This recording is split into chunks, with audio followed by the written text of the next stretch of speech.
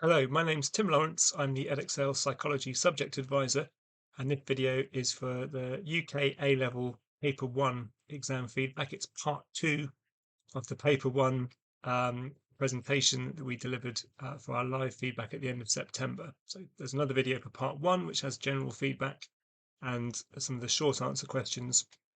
This one looks at 3 of the extended response questions. They're all 8 markers in this video, an evaluate question and the 2 discuss questions. So we'll get straight into the first one here, evaluate agency theory as an explanation of obedience, 8 marks. And you'll be able to download these exemplar responses in the description of the video. Look for a download link there if you'd rather not read them on screen, and if you'd like to go through them and decide what mark you would award before I explain the mark that was actually awarded for each of these. So if I just look at the second half of this now, and you can pause, rewind if you want to read it on screen. Here's some general feedback from the examiners about this particular question, and then I will give you another opportunity to pause before I go on and talk about this particular response. So this was an AO1 and AO3 question, 4 marks for each. Candidates are required to give an extended response to evaluate agency theory as an explanation of obedience, as the question says. And most of them responded well to this question. So it was one of the stronger extended response questions on the paper. They attempted to evaluate the theory using supporting evidence and contrasting explanations of obedience, and gave a good evaluation and demonstrated strong understanding of the theory and points for and against this as an explanation of obedience. Where candidates had difficulty, it was often with the AO1 skills because they gave underdeveloped points that were not always accurate or didn't show detailed knowledge and understanding of the theory. So that's interesting, I think, to note that although the question says evaluate, candidates need to be clear that there will always be 4 marks in an 8 marker for A1, and they need to therefore put in enough kind of detail to show their knowledge of the theory before they start discussing its value and counter arguments and supporting evidence and things. The AO3. Most candidates could give a basic summary of agency theory in terms of the autonomous and agentic states and moral strain, but beyond this, there was limited knowledge and understanding. Some candidates also gave research studies in isolation. They did not make any links to how or why these particular studies supported or went against the concepts of agency theory, and did not make clear AO3 points. So at times, research evidence was presented as an almost list-like selection, and therefore that only really demonstrated AO1 knowledge. So it's important to stress candidates while they're practicing answering this type of question that just because they've learned a study as supporting evidence doesn't mean that just writing about it gets to an AO3. They have to explain why it's supporting the theory. This was also seen in the comparisons to other theories, where candidates would sometimes outline the alternative theory, but then not include the AO3 justification to explain why that was perhaps better and how that impacted on agency theory as an explanation. So pause if you want to finish reading this and considering it before we go through the mark awarded. So we're now looking at the first part of that same answer that's previously been on screen, but now on this slide we have some highlighting to show where credit has been given. AO1 credit in yellow, highlighting, and AO3 in green. So this response was awarded 3 marks out of 8. When demonstrating knowledge and understanding, in order to reach level 4, there needs to be a depth and breadth of knowledge of the theory. Many responses were able to describe the 2 states and give basic understanding of moral strain, but when a response doesn't expand beyond this, it's lacking the breadth needed for the higher levels. So the AO1 here is level 2. It's a brief description of the 2 states and links to authority. They mention moral strain, and whilst they do not define it, they understand how it's displayed as in the study. So It's accurate, but it's just too brief really to get into the higher levels. The AO3 is level 1, a limited attempt to address the question, only 2 brief points made on that first page. So we can't really be sure what they're thinking um, about regarding locus of control, but neither are beyond identification, so they don't get into level 2 for evaluation. So the overall mark takes into account those two judgments equally, level 2 for AO1, level 1 for AO3, so it's at the bottom of level 2 overall, hence 3 marks. So we have another response to this question, which I'll pause and let you read if you'd like to. But you will need to pause, I should say. Here's the second page now. And here comes the explanation of the mark. So this one was awarded 6 marks out of 8. So that's a pretty strong response. AO1 in yellow, AO3 in green, again in terms of the highlighting here. So this is an example of a separated response style, which can work equally well to the kind of interspersed one, where they combine AO1 and AO3 in each paragraph. The important thing is that there's linking of ideas, AO1 ideas to AO3 ideas, and that is evident, sorry, here. So some justification of this mark. AO1 is top of level 3. The description of the two states and socialization, linking to influence of authority figures, and the mention of moral strain is all there.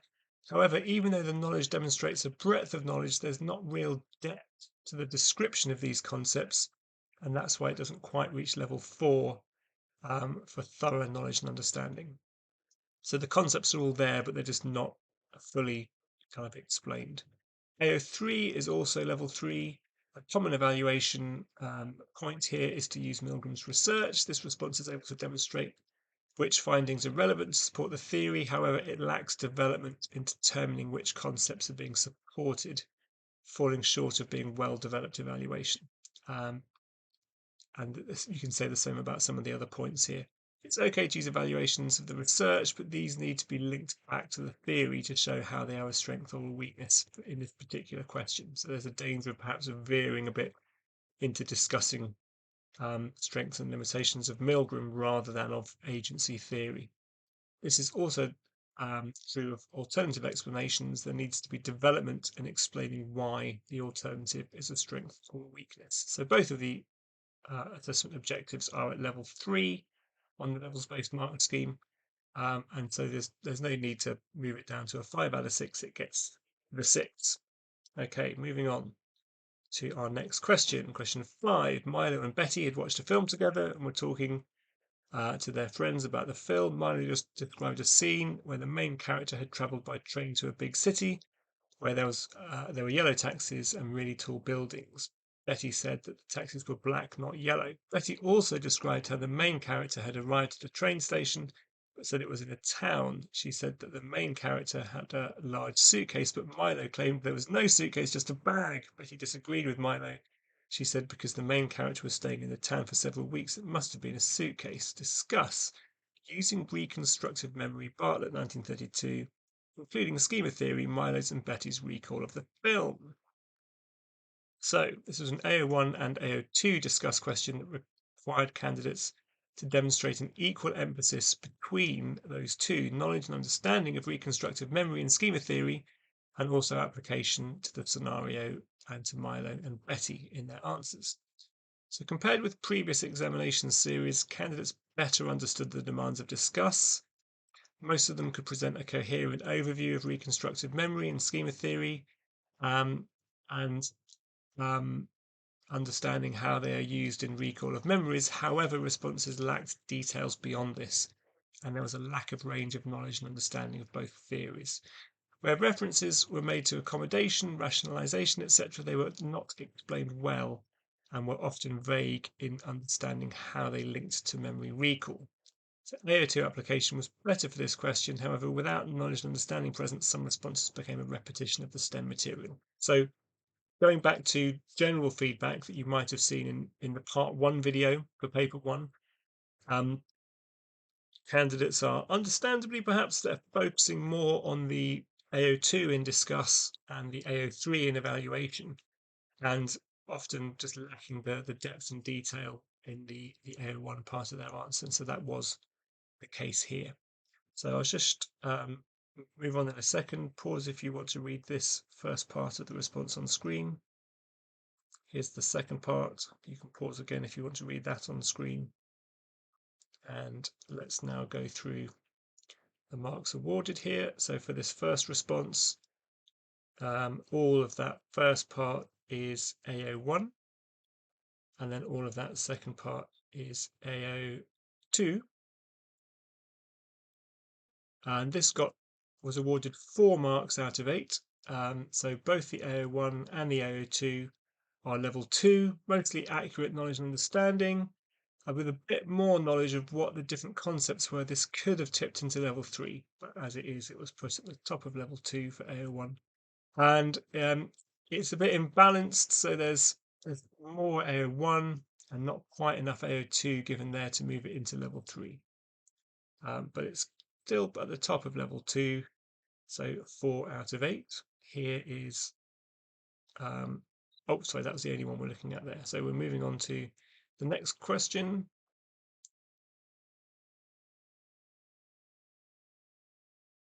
Which is this one. Dora has a phobia of boxes.